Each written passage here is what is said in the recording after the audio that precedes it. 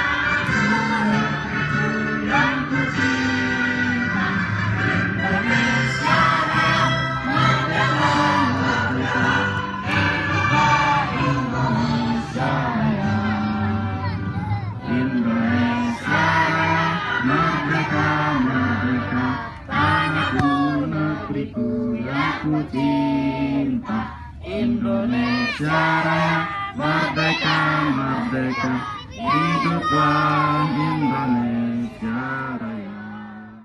Hai sahabat Perjalanan Karina, senang sekali karena di episode kali ini saya akan berbincang bersama dengan Karina tentang bagaimana seorang Karina menghadapi bencana gempa yang betul-betul sangat mencekam, situasinya tidak menentu, lalu nyaris juga tertimpa seperti apa, dan juga hidup di tengah-tengah para pengungsi saat itu.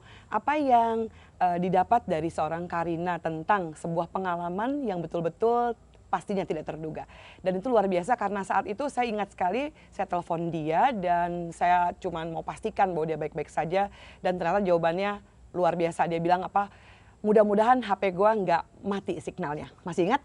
Iya. Nah, itu adalah hal yang luar biasa. Kenapa? Karena saya udah nggak bisa berpikir bagaimana cara saya cepat-cepat sampai di sana, bagaimana menolong, dan juga tidak tahu kondisi saat itu.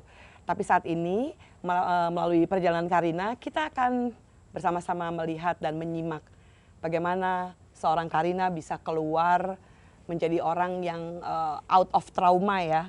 Yeah. Walaupun di tengah-tengah hal-hal yang seperti itu, tapi ternyata juga tetap menolong, bahkan juga menginisiasi bantuan kepada setiap korban saat itu. Mungkin bisa ceritakan dulu awal terjadinya gempa. Ya, jadi sebenarnya waktu gempa terjadi, beberapa saat sebelum gempa itu, saya dan tim itu sedang melakukan evaluasi. Jadi kami itu melakukan pendampingan karena sebelum gempa besar tanggal 5 Agustus itu telah terjadi gempa sebelumnya. Oh iya, iya. Nah, saya mengambil inisiatif untuk melakukan pendampingan kepada anak-anak korban gempa di Kecamatan Bayan, Kabupaten Lombok Utara pada waktu itu. Nah, jadi ketika kita kembali dari pendampingan terhadap anak-anak korban gempa, sambil menunggu makan malam, kita ngobrol-ngobrol di bawah bangunan villa di tempat saya pada waktu itu, untuk membahas apa yang akan kita lakukan di besok harinya Ya, ya. dalam rangka mengadakan trauma healing untuk anak-anak korban gempa di Kecamatan Bayan yang kita Itu jaraknya dampingi. seminggu ya kalau tidak Ya, salah? persis seminggu. Jadi, nah ketika kita sedang asik berdiskusi, tiba-tiba saja goncangan besar terjadi. Yang satu kita langsung otomatis mengatakan gempa gitu. Ketika gempa semua secara refleks tuh lari.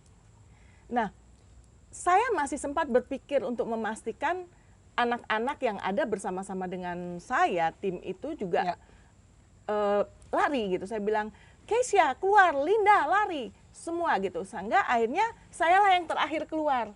Dan saya sangat bersyukur karena meskipun saya sempat terlempar dan reruntuhan menimpa kaki saya, tapi saya selamat pada waktu itu. Ya, masih ingat waktu itu kira-kira saat berkumpul membicarakan untuk apa yang akan dilakukan besok untuk trauma healing itu ada berapa orang kira-kira?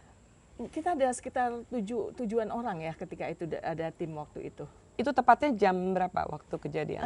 Setengah 8, setengah 9 begitu ya. Jadi sudah sebenarnya kita lagi nunggu untuk mau makan malam gitu. Tapi karena kita lagi asik berdiskusi, lalu terjadilah goncangan itu. Saya mencoba lari keluar dan goncangan itu sangat benar-benar itu pertama sekali saya rasakan. Bagaimana gempa yang dahsyat luar biasa itu. Jadi saya bersyukur bahwa saat itu saya bisa selamat. Disitulah pertama saya merasakan tidak ada yang lebih penting daripada nyawa dan jiwa kita. Ya, itu betul. Karena ketika itu terjadi kita tidak berpikir harta, tidak berpikir apa yang kita miliki. Yang kita tahu hanya melarikan diri atau terlepas daripada bencana itu dan menyelamatkan jiwa kita. Ya, saya ingat waktu setelah gempa, pasca gempa 1 minggu yang gempa besar itu di bulan Agustus, saya menyempatkan diri juga untuk datang ya. Nah, saya sempat panggil Rea ya waktu itu untuk jadi datang. saya sempat melihat lokasi yang waktu gempa di mana saya di mana lokasinya saat berkumpul. Iya, betul. Iya. Dan tidak bisa saya bayangkan karena saya melihat sendiri bagaimana beton di atas itu betul-betul sudah jatuh ke bawah. Ya, itu satu villa hancur. Jadi pada waktu itu yang saya pikirkan hanyalah saya bersyukur saya selamat daripada bencana gempa yang sangat dahsyat. Karena jangankan duduk, jangankan berdiri ya, duduk kita itu nggak bisa. Karena goyangan tuh benar-benar kayak kita di tengah ombak yang dahsyat gitu. Dan itu berlangsung beberapa detik.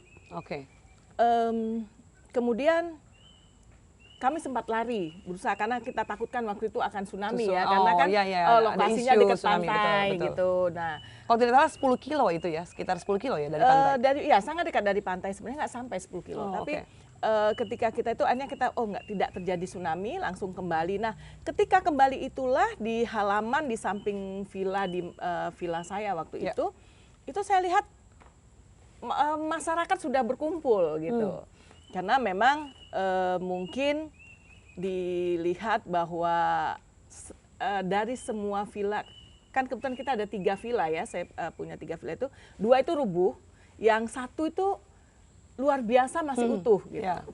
Nah di halaman belakang itu ketika saya sadar pada tengah malam, itu sudah ratusan warga ikut berada di situ. Lalu ketika pagi harinya, itu sampai pagi itu gempa masih susul menyusul, bahkan sepanjang malam itu saya tidur di mobil. Karena kita nggak berani ya tidur di villa yang walaupun ada 1 yang masih utuh, tapi kita tidak berani tidur di situ. Saya tidur di mobil sepanjang malam. Saya melihat ketika pagi harinya saya tersadar, banyak sekali warga masyarakat. Nah mereka mengatakan kepada saya, Bunda, kita numpang di sini. Nah, karena sebelumnya memang saya sudah terbiasa dengan berada di tempat bencana, tapi tidak mengalami menjadi korban. And bisa dibayangkan bagaimana perasaan saya yang menjadi korban harus berhadapan dengan masyarakat yang saat itu seperti berharap pertolongan. Lalu saya akhirnya mengambil inisiatif, saya katakan, oke, kita tinggal di sini. Di samping rumah, karena saya sudah terbiasa dalam mengelola bencana, saya juga aktif di di disaster management ya. Saya meminta warga waktu itu untuk mengumpulkan apa yang masih mereka miliki. Oh, Karena boleh dikatakan 90% Kabupaten Lombok Utara itu luluh lantak. ya, Bahkan saat itu jangankan fasilitas atau sarana umum ya, pemerintahan pun lumpuh. ya, Karena kantor-kantor pemerintahan hancur, sekolah hancur, rumah-rumah hancur. Lalu dengan terpal, dengan apa yang seadanya, didirikanlah tenda-tenda darurat pada waktu itu. ya, Pada pagi harinya, yang pertama saya lakukan adalah bagaimana mencari sumber air. ya, Karena air itu yang betul. paling dibutuhkan. Nah, kebetulan depan villa saya ada kolam ikan sebenarnya. Akhirnya kita sulap menjadi kolam mandi untuk tempat mandi warga. Ya. Hal yang pertama yang saya lakukan adalah bagaimana membangun MCK. Karena dengan lebih dari 1.000 warga sudah berkumpul di situ dan akhirnya menjadi posko untuk pengungsian, saya lalu mengambil inisiatif di mana ada sumber air untuk kita membangun MCK. Ya. Bersyukurnya di tanah di belakang villa saya itu ada sumur bor yang dibangun oleh pemerintah. Yang jadi persoalan saat itu tidak ada akinya, tidak ada mesinnya. Oh, ya, Saya langsung berpikirannya, saya menanyakan kepada warga, ada yang punya truk? Nah, ternyata ada yang punya truk, truknya nggak bisa jalan. Saya bilang, ambil aki mobilnya, dipakai untuk narik air. ya, Alhamdulillah, itu bisa.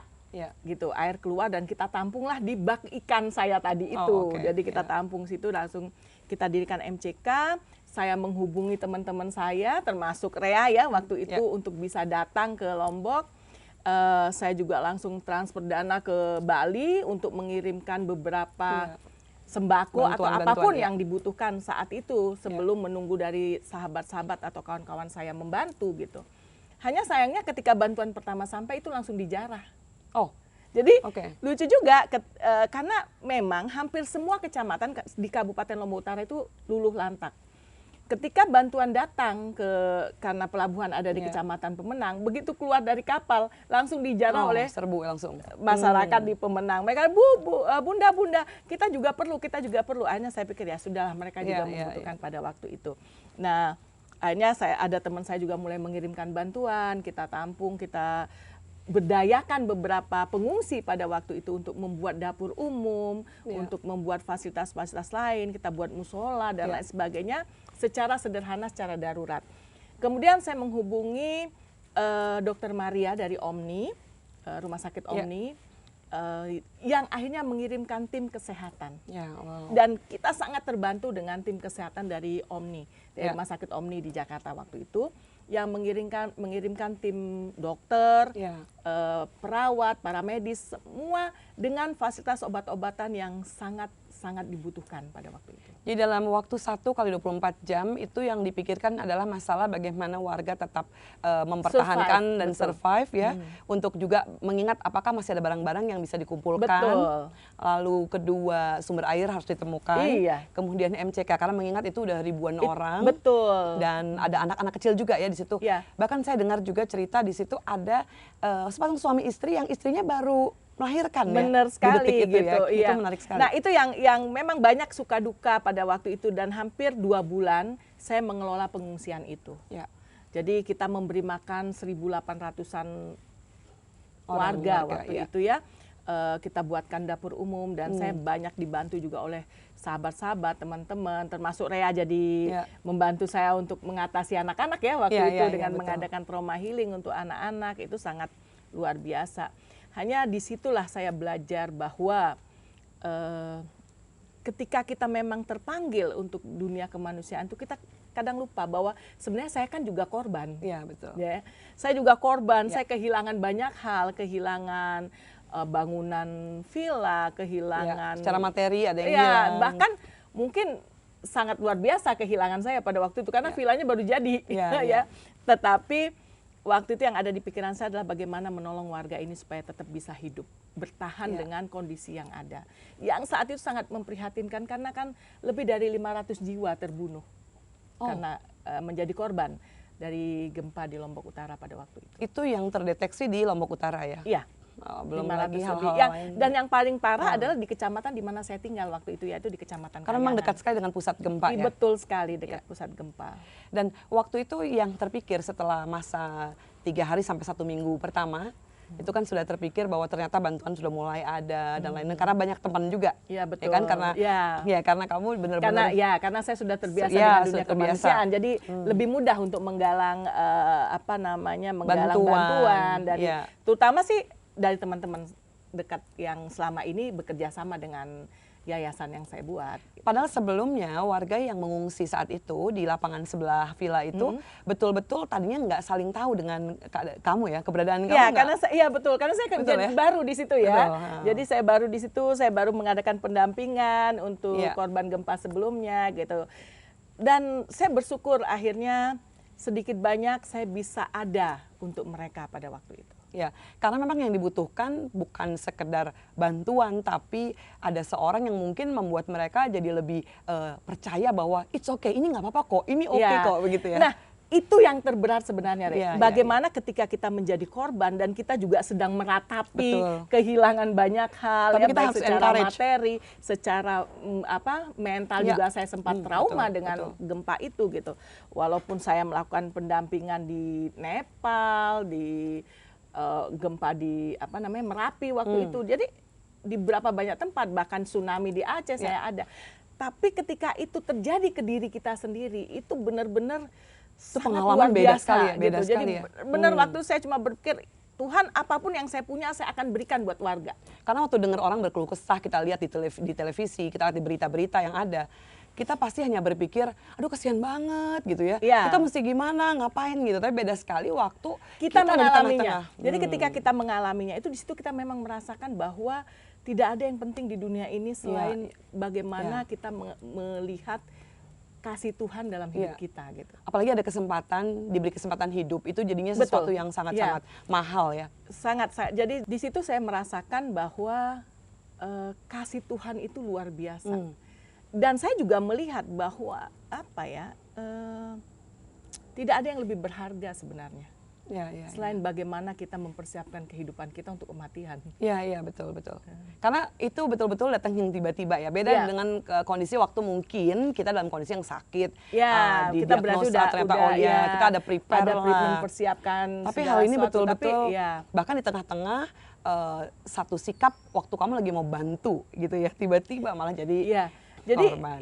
Saat kita ingin melakukan pendampingan malah kita jadi korban. Tapi disitulah mungkin Tuhan menunjukkan kepada saya bahwa you have to do something for the people at the time ya. Walaupun saya sedang dalam kondisi korban juga, saya juga kehilangan banyak hal ketika gempa itu. Tapi saya mencoba untuk berdiri. Dan yang terberat adalah kita harus tetap tersenyum karena warga itu look up at me at the time. Seperti ya, seorang, gitu. kamu pernah bilang, kalau di dalam pesawat kondisinya sangat fatal atau tidak terhadap sebuah turbulence atau hal lain, tinggal lihat lihat aja pramugarinya ya. Kalau krunya masih tersenyum, berarti masih aman-aman. Padahal terkadang belum tentu itu cara mereka juga menenangkan penumpang. Benar sekali. Ya seperti saya. Jadi waktu itu saya cuma berpikir ya sudahlah. I have to do something dan saya harus stay di sana gitu. Padahal saat itu saya sebenarnya harus kembali ke Jakarta dengan sesuatu karena ada yang harus saya kerjakan. Tetapi melihat kondisi warga yang 1.000 lebih, jadi saya melihat Tuhan luar biasa, Tuhan mempercayakan mereka kepada saya. Saya ingat, saya bilang ini ke kamu. Udah kembali aja ke Jakarta, nggak bisa. I have to stay, kamu bilang kan? Saya harus di sini, warga saya di sini.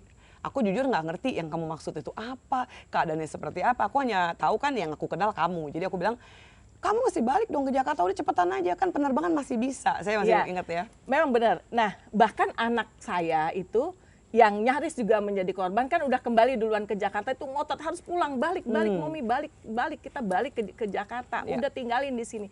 Tapi saya pada waktu saya nggak bisa, ada hal di dalam diri saya yang mengatakan bahwa saya harus tinggal bersama mereka.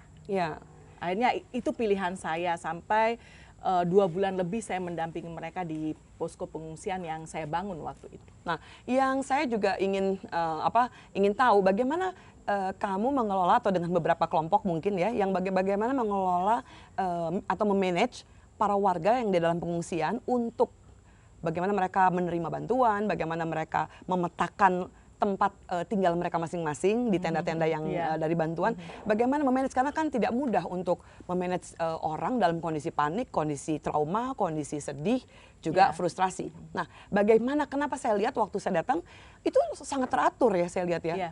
Ya karena saya sudah belajar hal itu sebelumnya, kan saya memang sudah terbiasa di daerah disaster gitu. Jadi ketika itu terjadi, saya kumpulkan tokoh-tokoh masyarakat yang ada, saya panggil mereka semua, saya katakan kita harus melakukan satu gerakan untuk kita bisa survive di sini. Saya bilang, saya mungkin bisa membantu, tapi tetap yang menjalankan itu adalah mereka sendiri. Saya kumpulkan mereka, saya jelaskan beberapa langkah-langkah di dalam disaster management supaya tidak menjadi lebih parah. Karena satu hal, dalam penanganan bencana itu kan adalah bagaimana kita meminimalisir dampak dari bencana ini untuk berikutnya. Nah, yang sangat sedihnya, pemerintahan di Kabupaten Lombok Utara sendiri pada waktu itu sepertinya masih belum memahami seperti apa disaster management itu gitu. Sehingga di saat pemerintah juga lumpuh, sarana prasarana tidak ada. Nah, itulah yang terjadi, masyarakat bingung mau kemana. Tapi yang ada di posko pengungsi yang saya kelola pada waktu itu benar-benar kita tata. Jadi saya langsung mengatakan kita siapkan fasilitas umum berupa MCK, musola dan lain sebagainya. Terus kita bagi, kebetulan saya langsung mendatangkan tenda dari Bandung dan Jakarta pada waktu itu, langsung saya bagi per keluarga. Jadi satu tenda yang besar sekian keluarga, satu tenda besar sekian keluarga, dan itu saya bagi mereka, dan saya dengan melupakan trauma dan kondisi saya benar-benar waktu itu menjadi semacam volunteer, akhirnya menjadi relawan buat mereka gitu. Bahkan rumah saya juga saya buka untuk mereka, fasilitas yang saya punya saya berikan buat mereka, kita bangun semua, dan saya sangat bersyukur warga sangat mendukung. Mereka memahami dan mereka mungkin melihat bahwa mereka tidak tahu melakukan apa lagi. Jadi ketika saya memberikan panduan kepada mereka, mereka menyikapinya dengan sangat luar biasa, dan mereka bekerja juga dengan semangat. Saya langsung bagi kelompok-kelompok, siapa yang bertanggung jawab dengan dapur umum, siapa bertanggung jawab dengan klinik, siapa bertanggung jawab dengan bantuan dan lain sebagainya. Bahkan pendidikan ada sekolah darurat. Saya sempat mendirikan sekolah darurat pada waktu itu, karena memang ternyata setelah sebulan tidak ada juga fasilitas dari pemerintah. Akhirnya saya mengambil inisiatif untuk membuat sekolah, dan Rea ikut ngajar ya. Iya, betul. Itu pengalaman luar biasa juga loh buat saya, karena langsung bersentuhan dengan para korban saat itu ya. Biasanya kan kita hanya menggalang bantuan-bantuan lalu mengirim, tapi saat itu betul-betul menjadi satu dengan mereka. Saya juga berterima kasih ketika Rea hadir. Paling tidak permasalahan anak-anak saya sudah katakan, Rea udah tangani anak-anak gitu, dan saya terbantu juga dengan tim kesehatan dari Omni, dari Yarsi, dari beberapa tim yang ada di pengungsian pada waktu. Karena saya juga harus berkeliling, tidak hanya mengurusi pengungsi yang ada di posko di mana di samping villa saya, tapi juga ke warga-warga yang lain saya tetap berkeliling setiap sore gitu. Ya, jadi yang saya belajar juga bagaimana Indonesia dengan kekayaan budaya, kekayaan Bhinneka Tunggal Ika itu yang disebutkan itu benar-benar terjadi. Bahkan mereka semua terbuka untuk menerima. Kenapa? Itu adalah kemanusiaan. Saya ingat sekali banyak orang bilang ini bukan hal-hal yang mengatasnamakan sebuah lembaga agama gitu. Tapi ini adalah kemanusiaan. Ya, dan saya sangat bersyukur meskipun saya bukan asli Lombok, tapi saya sangat diterima pada waktu itu. Bahkan mereka semua manggil saya Ina gitu. Ina itu panggilan ibu ya. Ina. Mereka apapun permasalahan mereka larinya ke saya ketika itu. Bahkan mereka berpikir, mungkin saat itu mereka tidak berpikir bahwa saya bukan orang Lombok asli, atau bahkan saya adalah korban juga gitu. Yang mereka lihat mungkin saat itu saya seperti penolong lah buat mereka. Karena gitu. saya juga waktu datang, saya nggak nyangka kan bahwa, karena saya datang gelap banget, udah malam tuh. Iya, betul. Jadi saya nggak lihat bahwa di sebelah villa adalah pengungsinya udah banyak banget. Ya saya nggak tahu, saya benar-benar masuk. Dan saya melihat kamu begitu tenang ya, padahal itu baru 1 minggu dan masih betul-betul berantakan. Belum ada bantuan-bantuan yang signifikan waktu itu, hanya dari wilayah-wilayah terdekat ya. Saya ingat banget dari Bali ya, Bandung waktu itu udah mulai masuk kalau tidak salah ya, dan juga yang tadi tim dokter dari Omni. Nah, waktu setelah masa 1 bulan dan kita lihat bahwa ternyata bantuan itu tidak juga kunjung datang seperti yang memang Dijanjikan oleh diberitakan. pemerintah. Bahkan Ya, itu sebenarnya bagaimana? sampai saat ini pun kan pemerintah itu berjanji akan memberikan bantuan rumah tahan gempa yang disebut LTG ya, Ya. untuk warga di sana. Tapi hingga sekarang pun setelah mau memasuki tahun ketiga, Ya.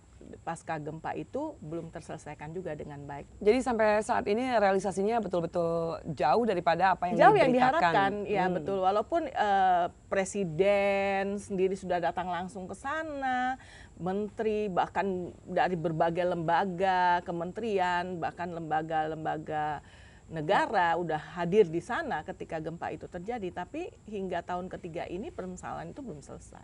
Untuk seseorang seperti kamu yang memang peduli tentang kemanusiaan ya, lalu peduli tentang bagaimana menghadirkan kehidupan anak yang lebih layak. Nah, ini sudah berjalan hampir 3 tahun. Tapi kemudian kan pandemi juga masuk ya. Betul. Nah, apakah pernah ada update terakhir, mungkin kunjungan terakhir lalu melihat situasi apa yang sekarang sedang dilakukan oleh pemerintah daerah? Kalau sekarang karena pergantian pemerintahan ya setelah pemilu kada kemarin, itu tentu masih ada adaptasi dari pemerintahan yang baru. Tapi kita sih berharap pemerintahan optimis yang ya? baru ini bisa menyelesaikan Ya. permasalahan-permasalahan yang ditinggalkan sebelumnya, sehingga bisa Lombok Utara itu kembali menjadi baik. Saya sendiri masih punya mimpi terhadap masyarakat Lombok Utara ya, khususnya anak-anak di sana. Saya ingin membuat satu lembaga pendidikan yang benar-benar bisa membawa anak-anak Lombok Utara itu nantinya ke depan bisa memiliki satu kesempatan yang sama dengan kawan-kawan mereka yang ada di pulau-pulau lain, khususnya Mungkin dari Pulau Jawa. bisa gitu. dibagikan kepada sahabat perjalanan Karina, apa kelebihan anak-anak secara demografi ya di Lombok Utara, apa yang kamu lihat begitu sehingga kamu betul-betul menaruh perhatian yang khusus? Apakah ada kelebihan tentang karakter orang-orang di sana, terutama anak-anak seperti apa? Ya, saya melihat begini ya, karena kan di Lombok Utara itu kehidupan keagamaannya sangat kuat. Ya. Jadi anak-anak di sana secara agama itu mereka sudah ditempa, sudah diajar, dan bahkan kecil-kecil mereka sudah menghafalkan Al-Quran, sudah bisa untuk kegiatan keagamaan sangat luar biasa di Lombok itu. Dan Lombok Utara itu kan kalau saya katakan itu adalah surga yang terbenam. Oh wow. Surga yang terbenam itu maksud saya adalah kalau surga yang hilang siapapun bisa menemukan, Oke. ya kan? Tapi kalau surga yang terbenam itu butuh seseorang atau butuh tangan-tangan yang peduli yang akan menggali potensi yang ada di Lombok Utara, karena Lombok Utara itu alamnya sangat luar biasa indah. Oh, Dengan Gili Trawangan, Betul. Gili Air, Gili Meno, Betul. belum lagi berada di kaki Gunung Rinjani, Ya. dan budayanya sangat luar biasa. Itu yang sangat memacu saya. Saya ingin I have a dream gitu. I have a dream for Lombok Utara itu. Saya ingin berbuat sesuatu gitu untuk khususnya buat anak-anak dan generasi depan dari Lombok Utara. Iya, jadi waktu itu ada ya sedikit ya, saya punya kesan anak-anak itu favorit banget sama sepak bola, ya kan? Ya, Dan betul. yang uniknya anak-anak tetaplah anak-anak. Anak-anak tetap anak-anak Dalam kondisi- dimanapun dalam kondisi seperti apapun mereka tetap bencana, bermain, betul. mereka tetap ceria, gitu. Mereka Dan tetap saya berteman, sangat-sangat, make a ya, friend, bahkan betul. Dan saya sangat dan itu sangat bangga dengan mereka. betul. Saya sendiri kan yang mendampingi mereka ya Dan itu cukup betul-betul lama ketika itu. Saya pikir wah ini sih luar biasa ya, karena saya belajar juga biasanya di tempat-tempat bencana saya justru bukan mengajar mereka, tapi justru saya belajar banyak ya. Bagaimana mereka survive, bercerita kakaknya mati lah atau meninggal gitu ya. Iya. Tiba-tiba nggak ada, tiba-tiba terpisah orang tuanya. Betul. Kabarnya ya kalau masih ketemu nggak apa-apa, ada yang tidak ketemu lagi. Benar. Tapi mereka tetap bisa apa ya istilahnya menapaki itu, bahkan mereka bicara secara lugas minta Pak Presiden untuk cepat memberikan Membangun, pertolongan ya, supaya membangun mereka sekolah sekolah mereka lagi. waktu itu, Ya, benar mereka sekali kangen banget ada pengen mereka sekolah. waktu itu, mereka waktu itu Ya. kangen. Tapi ya sekarang mereka sudah bisa sekolah semua, sekolah-sekolah sudah kembali berjalan. Sudah tahun ketiga, hanya permasalahan itu ya pembangunan rumah dan beberapa fasilitas-fasilitas yang masih perlu ditingkatkan lagi. Di Lombok Utara sendiri masyarakatnya itu berkecimpung di bidang apa untuk dalam memenuhi kebutuhan mereka? Ya, kalau mayoritas Lombok Utara itu kan petani dan nelayan ya seharusnya, karena sepanjang sisi jalannya itu adalah pantai gitu. Hanya memang itu lagi belum tereksplor dengan baik, sehingga daerah pantai yang seharusnya menjadi sumber ikan, tapi cold storage juga nggak ada di sana, jadi sangat memprihatinkan. Iya, banyak PR lah dari pemerintah sebenarnya. Ya. Untuk Tapi kamu tetap melakukan optimis, sesuatu. karena kamu kan mungkin bisa melihat ya, karena banyak hal kan udah pernah kamu lakukan, kamu lihat, tinjau, dan di luar dari pandemi yang memang ini sudah sangat global, tapi apakah kamu masih bisa melihat there's a hope, itu ada apa, ada harapan yang tersisa? Iya, selalu, karena harapan itu kan benteng dari kepercayaan kita yang terakhir ya. Ya. Benteng dari iman terakhir itu kan Harapan, hope. gitu ya. Nah, saya selalu punya harapan yang besar karena saya juga warga Lombok Utara. Ya. KTP saya kan KTP Lombok Utara, Oh, jadi oke. saya masih warga Lombok Ya, Utara ya, hingga ya. saat ini ya. Nah, itu yang membuat saya ingin melakukan sesuatu di sana. Saya tetap ingin berbuat, khususnya memberi kesempatan kepada anak-anak Lombok Utara untuk bersaing dengan anak-anak dari pulau-pulau lainnya. Jangan takut juga menghadapi apa ya namanya bencana, karena biasanya kreativitas tuh muncul saat kepepet ya. The power of kepepet.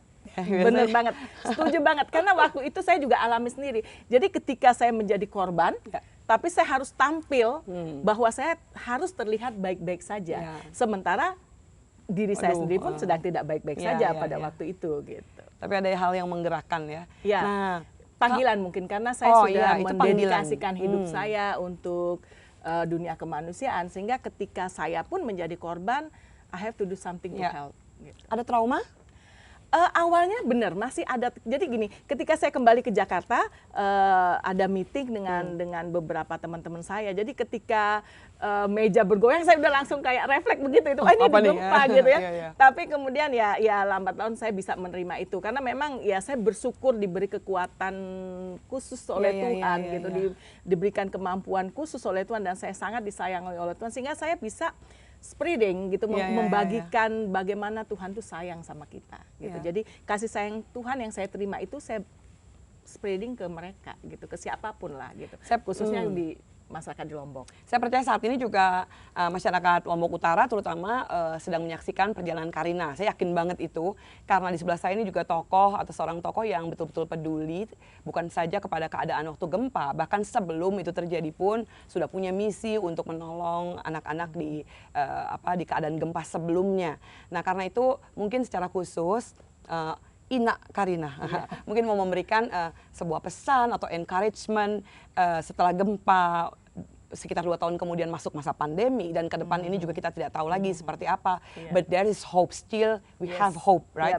Jadi, nah apa kira-kira yang menjadi pesan kamu untuk khususnya kepada anak-anak dan pemerintah setempat?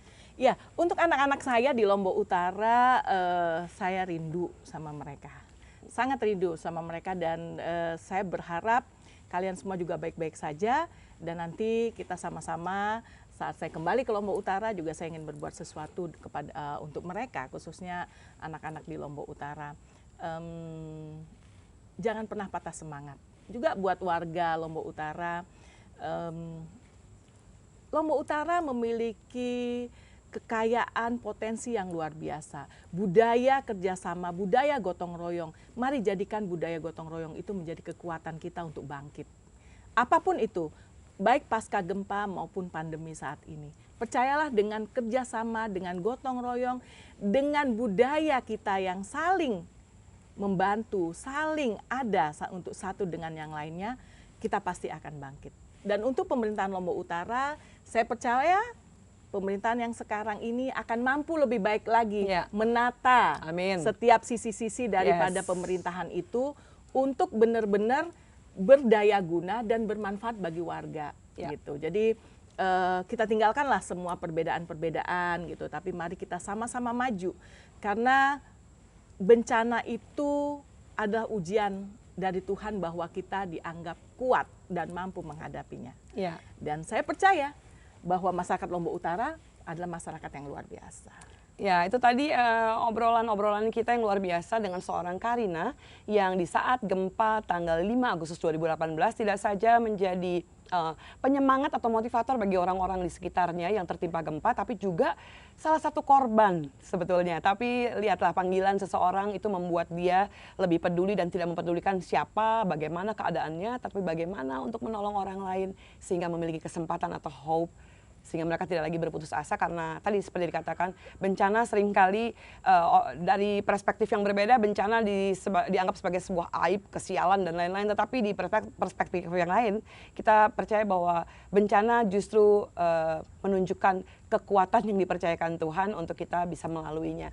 Dan saya bersyukur pernah berada atau menjadi bagian dari trauma healing anak-anak di Lombok. Betul. Pada ya, saya juga itu menyampaikan terima kasih karena anak-anak di sana begitu sangat merasa dekat dengan Rea ya, sampai mereka bilang, wah anti Rea gitu. Jadi dan Rea saya kembali lagi ya, saya pulang dan kembali lagi tuh di dan Desember. kita akan terus kembali lagi ke sana. Kita akan membuat sesuatu di Lombok Utara nantinya.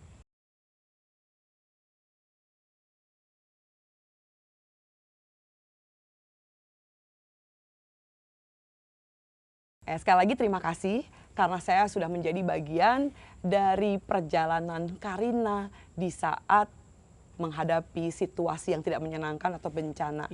Saya tetap melihat kamu tersenyum dan optimis, bahkan menolong dan juga memberi atau membagikan harapan kepada masyarakat di sana. Saya kembalikan kepada Karina. Nah sahabat, itu bincang saya dengan Rea saat kami mengadakan pendampingan kepada korban gempa di Lombok Utara pada tahun 2018 yang lalu. Banyak cerita lain yang ingin saya bagikan kepada sahabat. Masih penasaran kan? Ikuti terus perjalanan Karina setiap hari Selasa dan Jumat pukul 8 malam. Don't forget to like, comment, and subscribe. Bye!